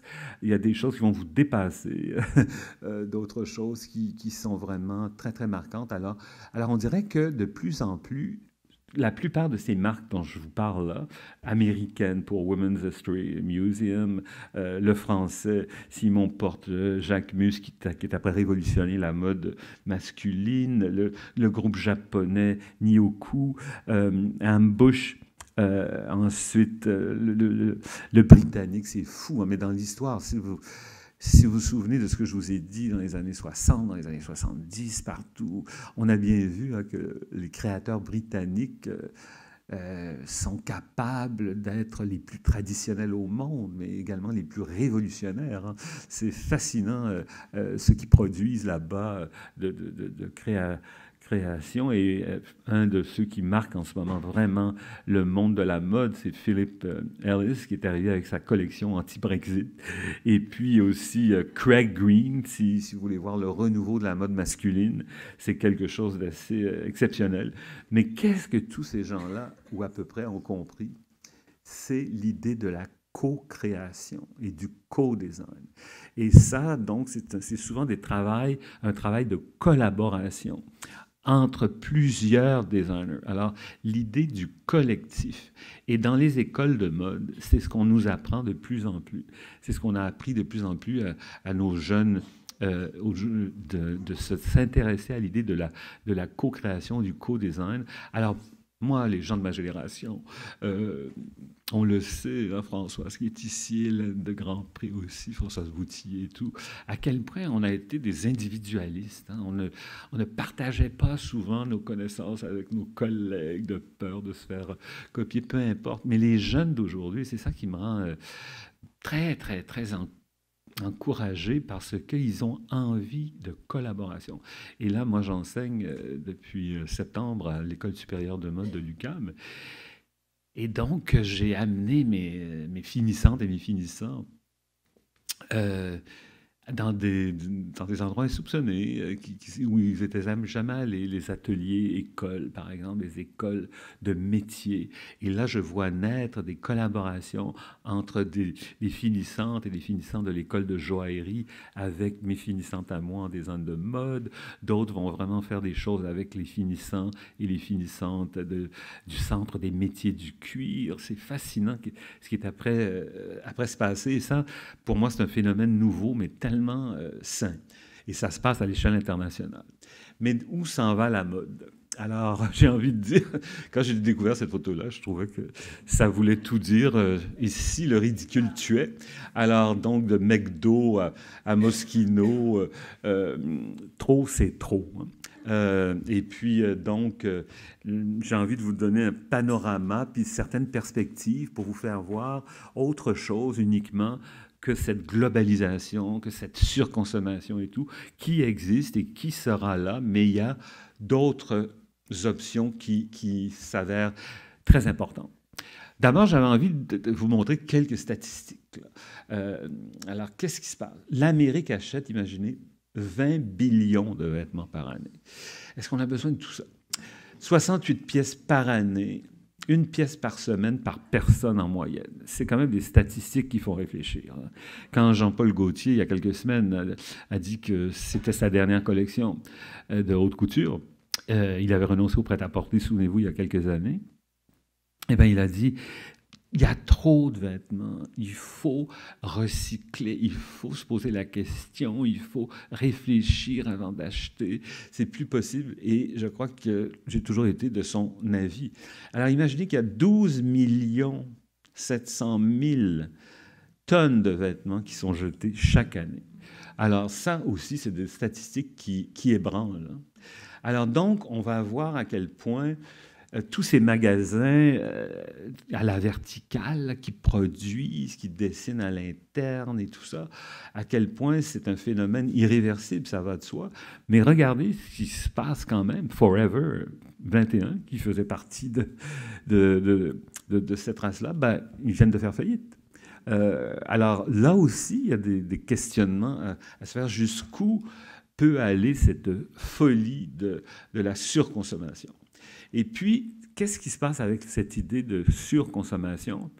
Eh bien, on va voir que ça se passe dans le bas de gamme. Ici, un exemple lors du lancement de la collection Sonia Rykiel pour H&M, il y a en début de décennie. Et à l'opposé, ce sont les marques de luxe. Vous savez, les magasins, les boutiques les plus rentables pour Dior, pour Chanel, Saint-Laurent, Vuitton et tout, ben, ce n'est pas dans les pays européens nécessairement où on s'attendrait, ni aux États-Unis et tout. C'est souvent en Chine, c'est dans les pays de l'ex-URSS, c'est évidemment dans les Émirats arabes.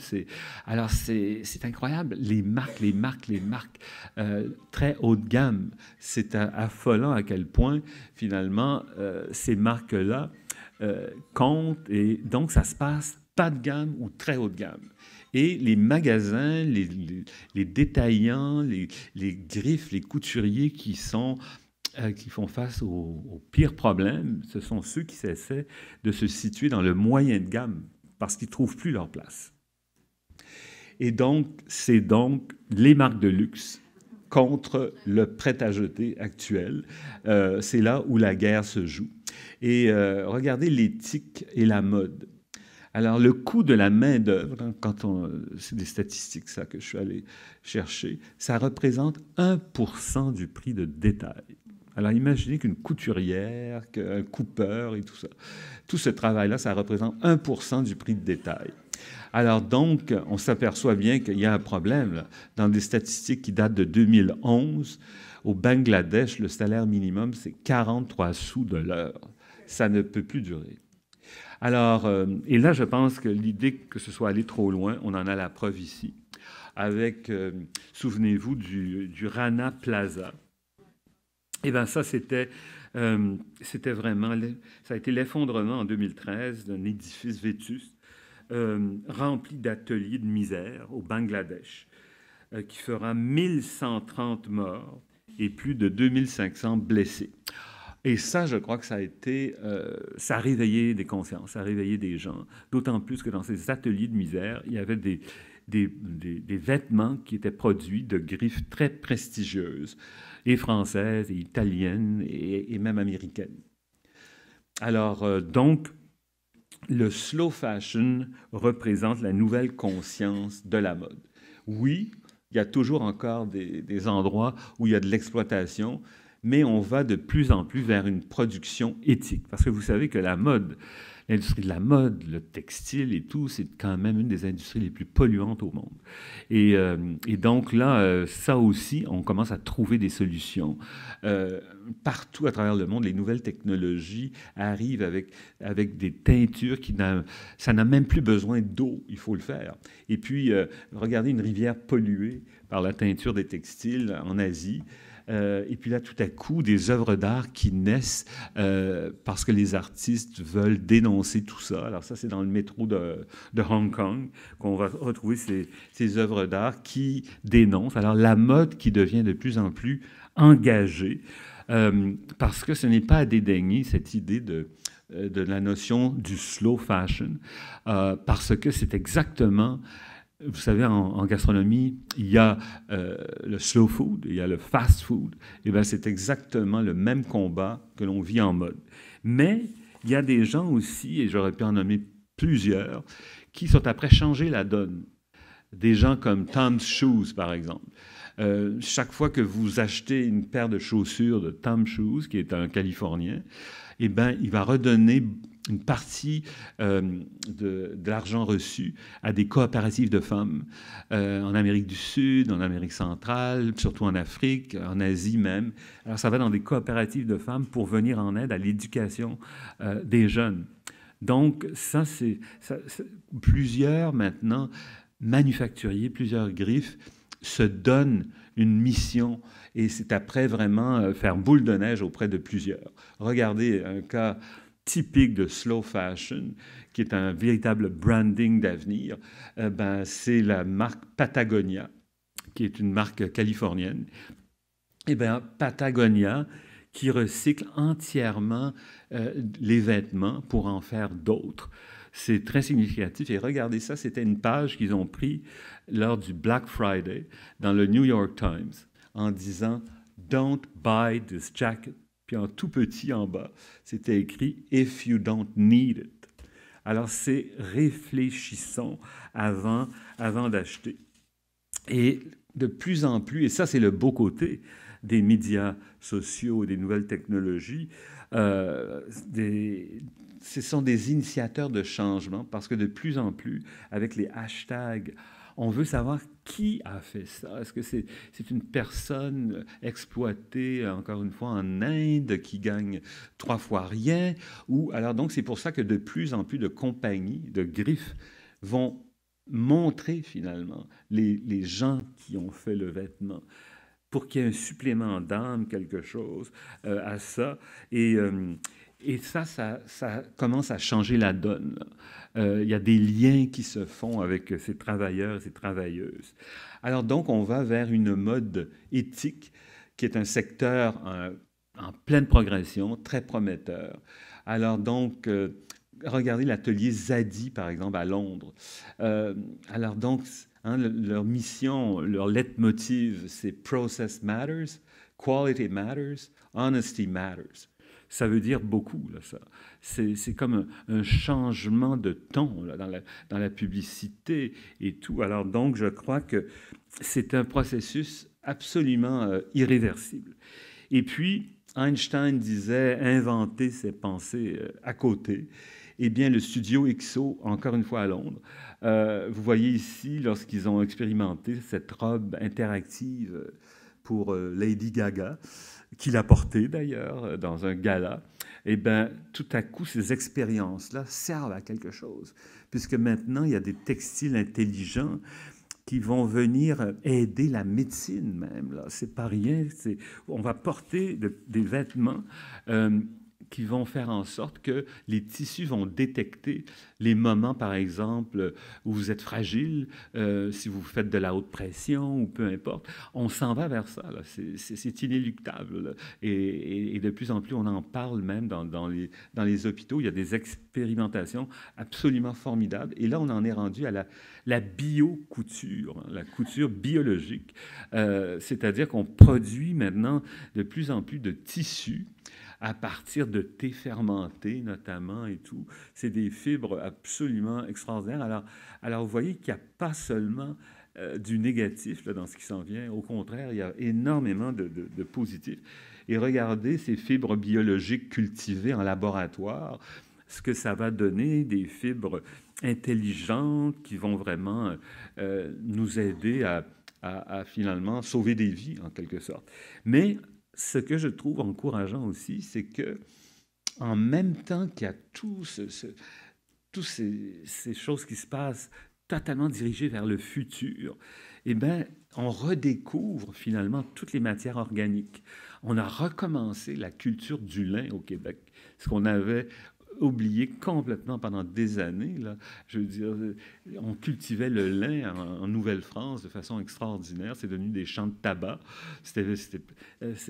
Pendant des années, on cultivait le tabac. Mais là, finalement, on réintroduit le lin. Et même les Italiens, il faut le faire. Ils ont déclaré que le plus beau lin dans une compétition internationale ces dernières années qu'ils ont trouvé provenait du Québec et particulièrement du bas du fleuve, là où les conditions sont absolument idéales, avec les vallons près du fleuve et tout. Alors c'est assez formidable ce qui se passe et il y a une matière qui s'appelle l'asclépiade qui pousse ici partout à l'état sauvage, autour, près de nos routes de campagne. Là, on remarque surtout l'asclépiade à l'automne, lorsque ça devient blanc, ça s'ouvre et tout. Mais là, ils sont après vraiment trouver des vertus incroyables à cette matière-là. D'ailleurs, c'est ce qui s'avère le plus efficace lorsqu'il y a des versements de pétrole, par exemple, parce qu'il y a des qualités absorbantes absolument incroyables. Alors donc, ça, c'est très encourageant. Et aussi, c'est qu'on redécouvre le charme de la tradition. Écoutez, moi, je prends beaucoup le métro et je peux vous dire que je vois non seulement des jeunes femmes, mais des jeunes hommes qui, parfois, ça donne au tricot dans le métro. Ça, je trouve ça absolument formidable que finalement, l'innovation ne tue pas la tradition, mais vient compléter ça avec la redécouverte, donc l'idée du do-it-yourself.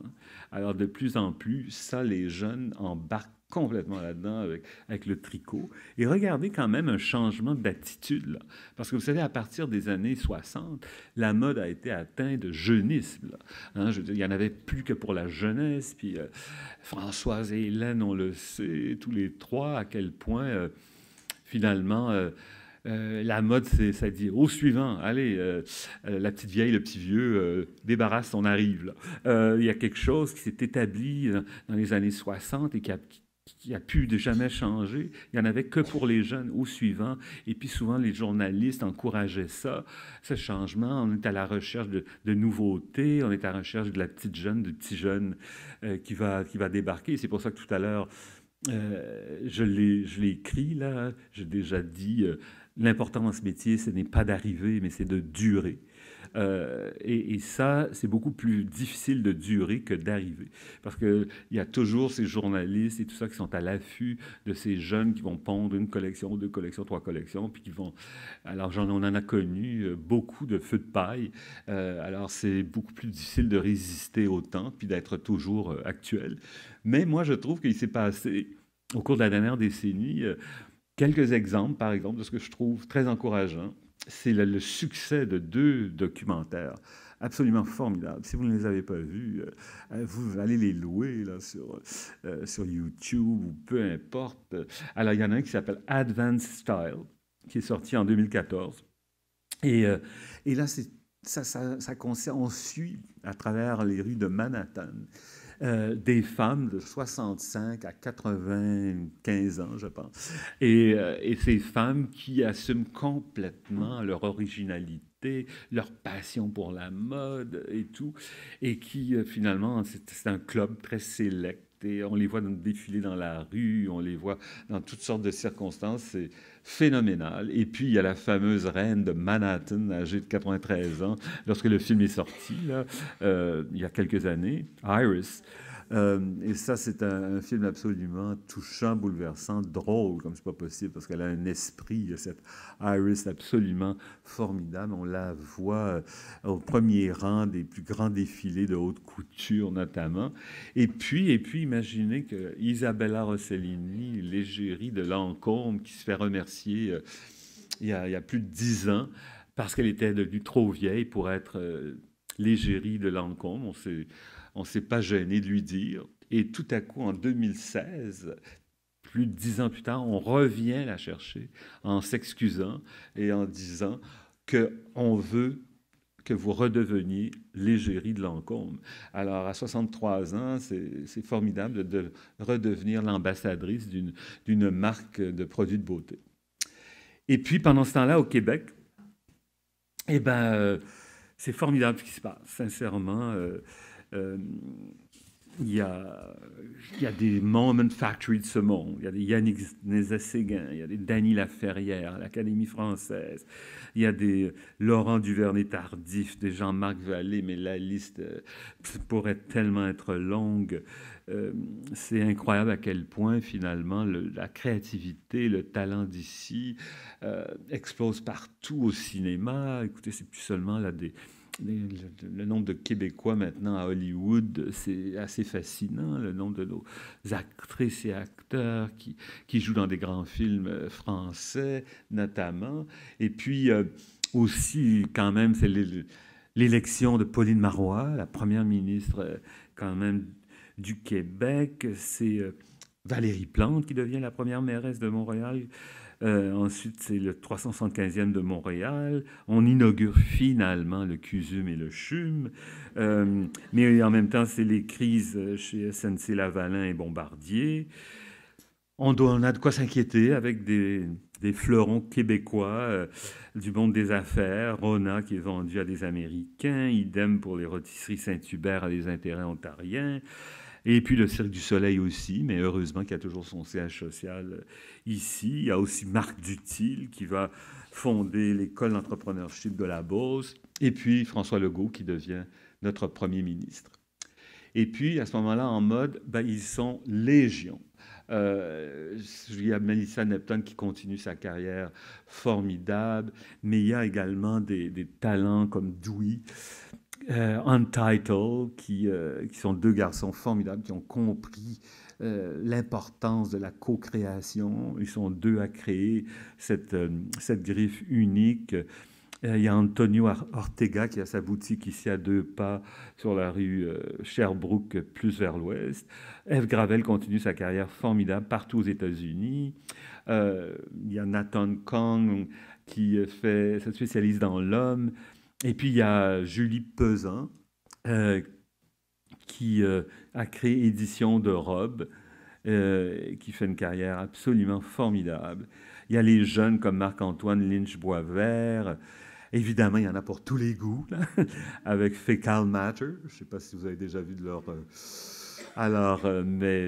donc, c'est vraiment cette diversité incroyable de Travis Tadeo à Pedram Karimi, à Body Bag, Judith Desjardins, et puis Atelier Nous Régime, et puis Marie-Ève Le Cavalier, une surdouée, littéralement, vous allez en entendre parler beaucoup. Il y a l'élégance et le minimalisme d'Elissa C. Russo. Alors donc, il y en a vraiment pour tous les goûts, et c'est là qu'on voit la réalité aussi montréalaise et la réalité multi-ethnique de plus en plus, non seulement de Montréal, mais du Québec en entier.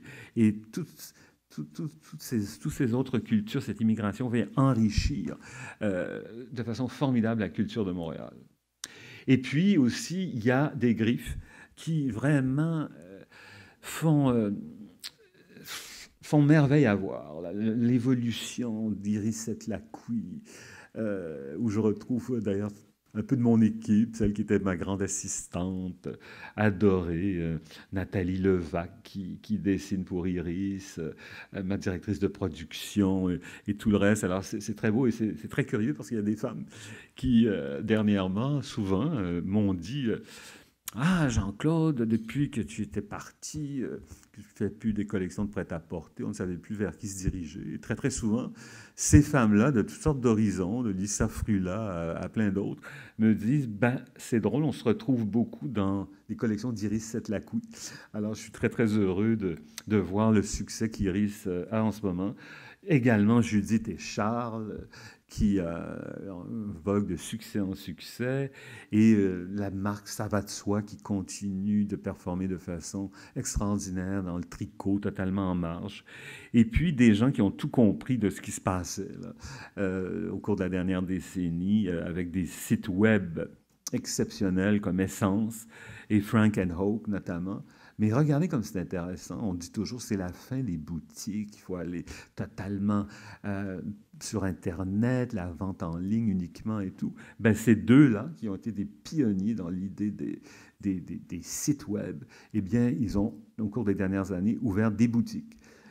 Tout à coup, Frank & Hoke, si vous allez dans le Myland, ils sont là, très omniprésents, mais c'est plus toute une idée d'art de vivre qu'on va retrouver. Lifestyle. Si vous passez dans le Vieux-Montréal, sur la rue Saint-Sulpice, arrêtez-vous chez Essence. C'est incroyable. Je veux dire, c'est sur 4 étages, dans cet immeuble juste derrière l'hôtel Saint-Sulpice, il y a la boutique, la nouvelle boutique d'Essence. Et avec un café formidable, c'est Rhubarbe. Je ne sais pas si vous connaissez cette pâtisserie formidable du plateau qui s'est établie là. Alors, le café Rhubarbe chez Essence est absolument formidable. Et c'est incroyable, c'est une nouvelle façon, vous comprenez, de concevoir les choses. Parce que les gens vont sur le site Essence et puis là, ils se disent, ben moi, je vais essayer ça, ce vêtement-là, je ne sais pas si ça m'irait bien ou peu importe.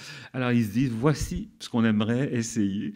Et là, ben, ils prennent rendez-vous à la boutique Essence. Et là, il y a une styliste ou un styliste qui les attend et qui leur montre tous ces vêtements-là et tout.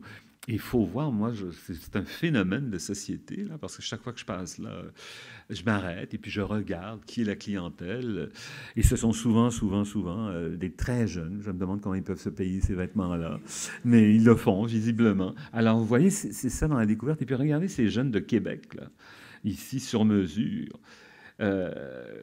C'est phénoménal. Ce sont 2 frères de Québec qui ont débuté cette boutique qui s'appelle Sur Mesure, qui a d'abord eu pignon sur rue à Québec. Ils ont visé une clientèle d'affaires incroyable. Et puis moi, lorsque je les ai vus s'établir sur la rue La Gauchetière, à 2 pas de la caisse de dépôt et tout, je me dis, ah, ces jeunes-là, ils savent où ils s'en vont. Et parce que j'habite tout près de là, je passe devant matin et soir la boutique et c'est toujours rempli, c'est phénoménal. Et aujourd'hui, ils sont à Ottawa, ils sont à Toronto et tout. Là, ce sont des très, très jeunes qui ont été encouragés. Donc, ce sont des entrepreneurs dans l'âme qui sont après révolutionner la mode masculine. Et il y a plein de vedettes masculines à la télé qui portent leurs choses. Et puis, regardez ce qui se passe, c'est tout à coup un mouvement extraordinaire qui s'empare de Montréal, avec le Code Souvenir Montréal, donc un catalogue qui existe maintenant à la ville de Montréal, avec une espèce de best-of des créations des designers d'ici, non seulement de mode, mais d'accessoires, de la papeterie, tout ce qui se fait de mieux au point de vue créativité. Et on peut donc s'adresser à la ville de Montréal. Il y a un catalogue qui existe. Et de plus en plus, ben, ils ouvrent des boutiques pop-up le moment, lorsqu'il y a des événements à Montréal, ou alors à l'étranger, comme par exemple, ils sont toujours présents à C2 Montréal, avec ces boutiques-là. Regardez le festival Mode et Design, qui revient chaque été, au mois d'août, qui présente vraiment la mode de façon spectaculaire. C'est eux qui étaient à l'origine des semaines de la mode de Montréal également. Il y a le Souk Assat. Si vous n'êtes jamais allé au Souk Assat avant Noël, c'est formidable. Et il y a aussi le festival, le Salon des métiers d'art de Montréal qui est en plein renouvellement. Le Conseil des métiers d'art, là, surveillez où ils s'en vont. C'est vraiment les gens qui ont une idée de l'artisanat avec le cuir repoussant et repoussé. C'est plus ça du tout, là. Le dernier salon, j'en faisais partie parce que je faisais rayonner la créativité d'ici, avec des coups de cœur pour toutes sortes d'artisanes et d'artisans, des objets ludiques et tout à coup des choses absolument d'une beauté incroyable. Alors, c'est vraiment la notion de design qui prend de plus en plus de place. Alors, je l'ai vécu au Salon des métiers d'art en décembre, mais également à l'événement Plein Art que je vous invite à venir découvrir au milieu de l'été, sous le chapiteau dans le Vieux-Port de Québec. Et puis, il y a toutes ces écoles. Est-ce que vous êtes conscient qu'on a des écoles de métiers, des écoles ateliers extraordinaires, comme le Centre des métiers du cuir, le Centre d'impression textile, le Centre des costumes contemporains, l'école d'architecture, l'école, pardon, d'ébénisterie d'art, l'école de joaillerie, Espace Vert, qui est la grande école du verre, l'école également de céramique Bon Secours, où on crée des choses formidables. Je peux vous dire que, par exemple, dans plusieurs de ces écoles-là, eh bien, ça attire les étudiants aussi étrangers. Et lorsqu'elles graduent ou ils graduent, eh bien, ils ont des emplois assurés chez Gucci en Italie, chez Vuitton à Paris. C'est incroyable. On est après formé des jeunes dans ces métiers artisanaux de savoir-faire formidables. Alors ça change la donne. Et puis Laure Varidel, hein, qui est un peu à l'origine de ce mouvement slow fashion, tout ça, eh bien, elle est quand même d'ici. C'est elle qui a écrit tout le document sur la mode éthique. C'est une femme absolument admirable. Et tout à coup, depuis maintenant plus de 5 ans, Debbie Zakaïb qui a pris... on a créé la grappe industrielle de la mode, M-Mode, où là, ça regroupe tous les intervenants du milieu de la mode dans l'idée de vraiment faire rayonner tous ces gens-là de la mode, de tout azimut. Et puis, bon, j'ai passé trop vite. Et puis moi, c'est mon petit parcours transversal entre... Vous savez, on me dit, est-ce que tu as renoncé à la mode? Pas du tout, mais j'ai renoncé au fonctionnariat de la mode, comme je l'ai dit tout à l'heure. Mais alors, il y a des choses... Il y a des choses que je ne peux pas refuser de faire, quelques robes du soir, quelques robes de mariée de temps à autre, bien sûr, mais des projets spéciaux avec des grandes écharpes en édition limitée pour la boutique 5e Avenue d'Outremont. Mais évidemment, comment résister à notre Dany Laferrière lorsqu'il a été reçu à l'Académie française et qui m'a demandé de lui dessiner son costume d'assermentation, le fameux habit vert. On ne dit pas non à ça, c'était formidable. Et puis, évidemment, ça me touche particulièrement d'être ici. Et puis, ces deux musées, la première collaboration de ces deux musées, Musée de la civilisation à Québec, Musée McCord à Montréal, qui me font cette exposition-là et qui me permettent de me souvenir pendant que je vis. Je les en remercie du fond du cœur. Et puis, oui, je fais de plus en plus d'œuvres sur verre, sur papier. Alors, mon côté... artiste en art visuel qui s'exprime de plus en plus et qui est présenté là pendant toute l'exposition. En parallèle, ici, ma carrière comme créateur de mode. Si vous passez par le Vieux-Montréal, à l'hôtel Saint-Sulpice, vous allez voir que d'hôtel-boutique, ça s'est transformé le temps de mon exposition jusqu'au 1er mai, en fait, en hôtel-galerie qui m'est consacré entièrement. Alors, vous pouvez y aller à tout moment, du jour, du soir, de la nuit. Et puis, ma vaisselle, certaines de mes sculptures lumineuses, mes œuvres sur papier. Alors, je ne sais pas si j'ai dépassé mon temps. Ah, pile. Je ne sais pas. Écoutez, vraiment, je tiens à vous dire merci d'avoir été là. Merci de me permettre évidemment de me rappeler ma jeunesse, mon adolescence. Et puis, à l'hiver de ma vie, je me plais bien à savoir que vous êtes encore au rendez-vous. Merci beaucoup du fond du cœur.